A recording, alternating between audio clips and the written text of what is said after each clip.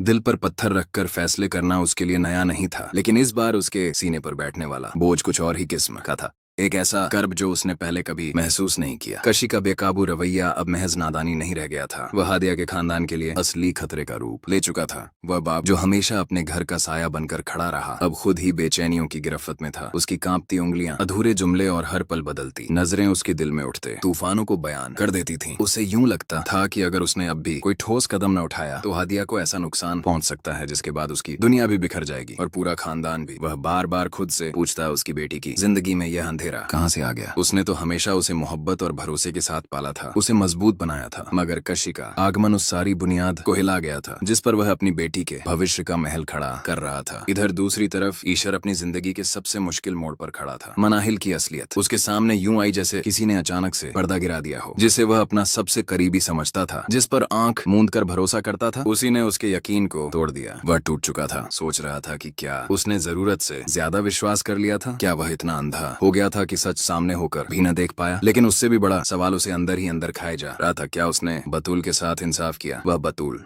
जिसने उसकी हर कमजोरी, हर गुस्सा और हर भूल बिना शिकायत सह ली थी, क्या वो इज्जत की हकदार नहीं थी? अब जब देर बहुत हो चुकी थी तब ईशर को एहसास हुआ कि शायद दिल की मिट्टी में असल जड़ें बतूल ही ने लगाई थी। मगर अब बतूल सिर्फ वही सहमी हुई औरत नहीं रही थी, वह आज मजबूत है, खुद पर यकीन करने वाली है और उसने साबित कर दिया है कि वह ईशर के बिना भी अपनी जिंदगी खुद चला सकती है। उधर हादिया अपनी जिंदगी के एक नए सफर पर निकल चुकी थी। तालीम खत्म होने के बाद जब वह पेशेवर जिंदगी में कदम रखती है तो घर की बूझी उम्मीदें फिर से जगमगा उठती है। पहले ही दिन उसने साबित कर दिया कि जिंदगी चाहे कितने ही इम्तिहान ले ले, वह कभी हार मानने वालों में से नहीं। उसकी आंखों में चमक थी, वो चमक जो सिर्फ उनके पास होती है जो अपने मकसद के लिए सच्चाई और हिम्मत के साथ लड़ते हैं। उसकी माँ अक्सर उसे देखकर चुपके से आंसू पोंछ लेती थी। ये आंसू कमजोरी के नहीं बल्कि फख्र के थे। वह जानती थी कि हादिया ने कितने तूफान झेले, कितनी रातें जाग कर गुजारी, कितनी बार टूट कर फिर खुद को संभाला। हादिया भी अच्छी तरह समझती थी कि जो कुछ वह बन रही है वह सिर्फ उसकी मेहनत नहीं, उसकी माँ की दुआओं और कुर्बानियों का हिस्सा भी है। लेकिन हादिया के मन में एक सवाल चुभने लगा था,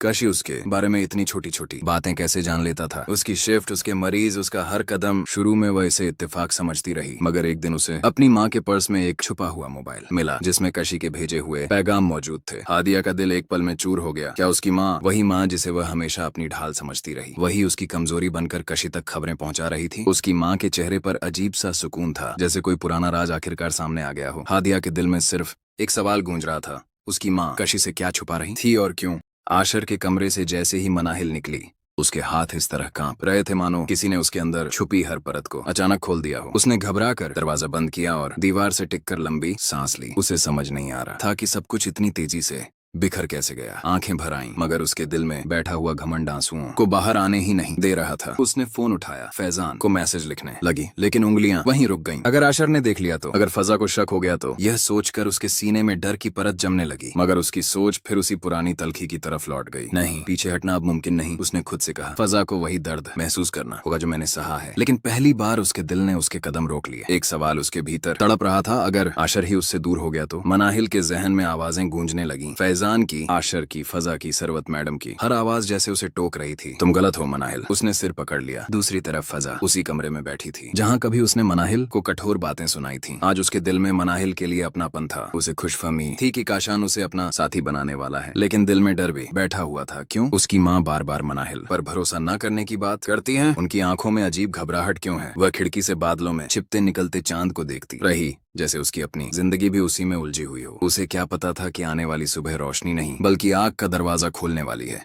सरवत मैडम रात भर जागती रही। उन्हें वही पुराना लम्हा याद आता रहा जब मनाहिल मुस्कुरा कर बोली थी, आंटी फिक्र ना करें, मैं फजा को कभी गलत रास्ते पर नहीं जाने दूंगी। उस मीठी मुस्कुराहट में छुपी चुभन आज भी उनके दिल को बेचैन कर देती थी। दूसरी ओर साहिल वीरान सड़क पर चलता अपने ही ख्यालों में खोया हुआ था। बतूल के आखिरी शब्द उसके कानों में गूंज रहे थे, साहिल मेरी जिंदगी से दूर हो जाओ। उसने आसमान की तरफ देखा। काश मोहब्बत इतनी आसान होती कि दिल को हुक्म देकर सब भुला देता। उसने बतूल का नंबर खोला, मगर कॉल करने की हिम्मत ना हुई। अगर मोहब्बत पाने का नाम है तो मैं हार चुका, लेकिन अगर मोहब्बत कुर्बानी का नाम है तो मैं जीत गया। कहते हुए उसके आंसू दाढ़ी में खो गए। उधर बतूल घर पहुंची तो बच्चों को देखकर उसके अंदर की दीवारें टूटने लगी। मैं किसके लिए ये सब कर रही हूँ? वह जानती थी कि साहिल का दिल साफ है, मगर आशर के शक का बोझ उसे हर पल डराता रहा। हादिया उस रात फाइलों में गिरी काशान खान के केस का जायजा ले रही थी। नींद आंखों से कोसों दूर थी, मगर इरादा पत्थर की तरह मजबूत। इस आदमी ने बहुत जिंदगियां बर्बाद की हैं, अब उसे इंसाफ से कोई नहीं बचा सकता। वालिद की तस्वीर को देखते हुए उसने फाइल बंद की। मैं सब साबित करूंगी, अपने लिए भी और दूसरों के लिए भी। दूसरी तरफ काशान अपनी कार के सहारे टिककर धुआं उड़ाता मुस्कुरा रहा था। मनाहिल का फोन बजा, उसने कॉल काट दी। जितनी बेचैन होगी उतनी गलतियां करेगी, और हर गलती मेरे खेल का फायदा बनेगी। उसकी हंसी के पीछे छुपा दर्द अचानक आंखों से आंसू बनकर बह निकला। तभी एक अनजान नंबर से कॉल आई। मनाहिल घबराते हुए उठाती है। मनाहिल साहिबा, आपकी दी हुई दरख्वास्त में कुछ अहम पेशरफ्त हुई है, और कॉल कट जाती है। मनाहिल का दिल और बुरी तरह धड़कने लगता है।